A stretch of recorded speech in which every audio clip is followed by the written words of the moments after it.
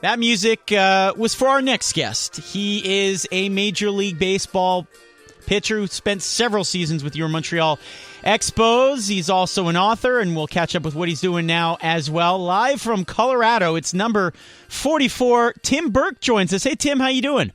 Good, Matthew. How you doing? I'm well. When was the last time you heard that song? That was a little while. It was a nice little flashback. I love that. You didn't get sick of it, getting on the field every day with that song? No, not at all. No, you can't get sick of stuff like that. That's fun. That's great. Tim, thank you so much for joining us. Really appreciate your time. Obviously, a lot of fans have heard that you're going to be on, and they're curious to hear what you've been up to and all that. But wanted to get to obviously your time playing with the Montreal Expos first and foremost. You spent several seasons here in Montreal in the 80s, highlighted, of course, by the 1989 season where you were an all-star. How did you enjoy playing in Montreal?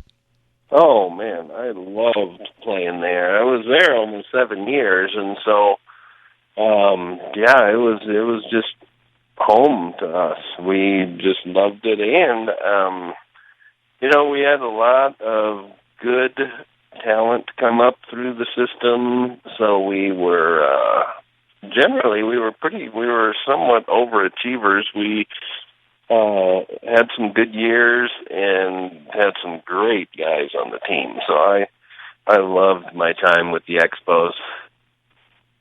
In terms of teammates, did you have some guys you were closer to than others? Yeah. In fact, I mean, we really had a close-knit bunch for most of my years there, and I still will stay in touch with guys, decades later. I still talk to Andy McGaffey, and I'll touch base with Tom Foley and Tim Wallach, Mike Fitzgerald, Wallace Johnson, and so those memories last a lifetime.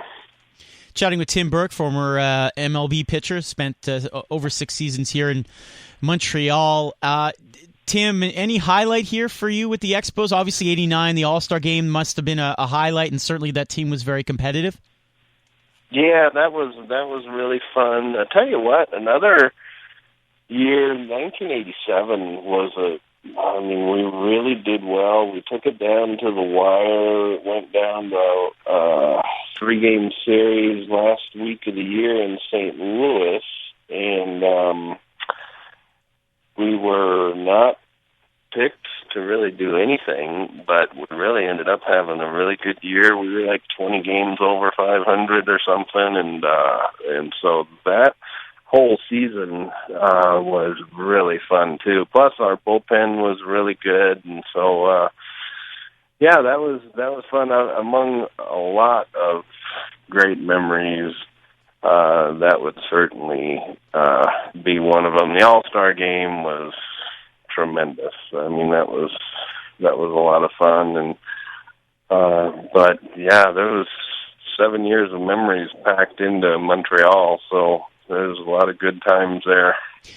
Obviously, the team ended up leaving after the 2004 season. What were your thoughts on that? And then I'm not sure what you followed from a distance over the last few years with the preseason games with the Blue Jays attracting major crowds the last few years. Yeah, that's been really, really fun to watch. The buzz that's going on there, and the sold out games, the preseason games, and all the excitement, and they, honoring the '94 team, honoring Carter, and all of those things that I've seen has been fun. I love the excitement there. It was really sad to see the Expos leave.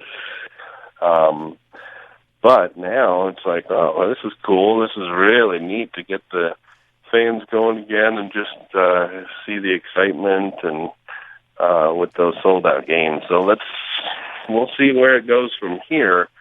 But it's really fun to see that excitement again. And then a former teammate of yours, Tim Raines, has got a big year coming up, obviously. One more year of eligibility. In your mind, is he a Hall of Famer? Yeah, he really is. There's not a doubt in my mind. I know, when we were playing, there were two guys, Rock, Tim Raines in the National League, and Ricky Henderson in the American League, and those two guys were just head and shoulders above everybody else as far as leadoff men in baseball. And and I get to see him 162 games a year. He was just a great hitter, great player, a great guy. He's the funniest guy I ever played with, and just the pressure he puts on opposing teams, with their pitching staff and the catchers. He was. I mean, man. I am really surprised, and it's disappointing that he hasn't gotten in yet. And so hopefully, something will happen this year. Chatting with Tim Burke, former Major League Baseball pitcher, played, of course, over 6 years here in Montreal. Tim, if there are folks that are listening that didn't get to see you play or don't know a lot about your career, they're Googling you now as they're listening and saying, wait a second, he retired in his early 30s. What's the deal? I want you to tell the fans a little bit about that. And then as I'm looking right at your Amazon page right now for the book that you wrote right after you retired. Yeah, we, Christine and I started adopting children. We got our first one when I was playing during it was in 87, at the end of the 87 season. We got Stephanie, then we kept adopting, and so then we Nicole was our third child. We got her in 91, and she had, right there in Montreal, we got her, and she's from Korea, and we had somewhat traumatic and somewhat funny also, but we got her. We had all these heart tests done. We knew she had a bad heart, and so we had scheduled her open heart surgery there at Montreal Children's. The beginning of a 12-day homestand. It was the longest homestand of the year. Timing was going to be great to have it, and so we got in from the road, took Nicole straight to the hospital the night before surgery to get her checked in, and I get paged to the front desk. I'm thinking, who even knows I'm here at the hospital? And then sure enough, it was my manager, Tom Runnels at the time, and Tommy called me and said, "Oh man, I'm so sorry, but we've traded you to the New York Mets." And so the night before open heart surgery, but anyway, long story short, Nicole has her heart fixed, but she gets complications in intensive care, so she's now mentally handicapped to this day. She's 25, but she's like a toddler mentally. And then we were adopting our fourth child, and he had special needs, and so in the spring of 93, I was in spring training and ready to keep playing, but then I really felt like, I don't know, I just know that it was God that turned my heart away from baseball and to my family, because we had so many needs at home, and so I just kind of surprised out of the blue, but thought an awful lot about it, and retired in the middle of spring training in 93 and haven't looked back. Chatting with Tim Burke, former Major League Baseball player, played parts of 6 seasons plus with the Montreal Expos. Now, you wrote a book right after Major League Dad, talking about the decision to walk away. How was that received? Well, it was surprising. I mean, it was a surprise to a lot of people, but I think the ones that know me and knew how much my family meant, and how we had some difficulties with some kids with their special needs. So really, I knew it was the right thing to do, and so. But then people were really surprised, and then people really wanted us to write a book, and so we wrote a book about it, and that came out a year later in '94, just kind of telling our story and all of that. And so that was a fun time, though. It was fun to write a book, and it's just been kind of a thrill ride ever since, all from the big leagues on through to today. Dave? Tim, I read somewhere that you became an avid fan of the Montreal Canadiens during your time here. Is that true? And if so, do you still follow them? It is true, really true. I got, my first year in '85 when I got there, I got to know Ryan Walter really well, and we just really hit it off. And so our families got really close, and so I was around the Canadiens a lot.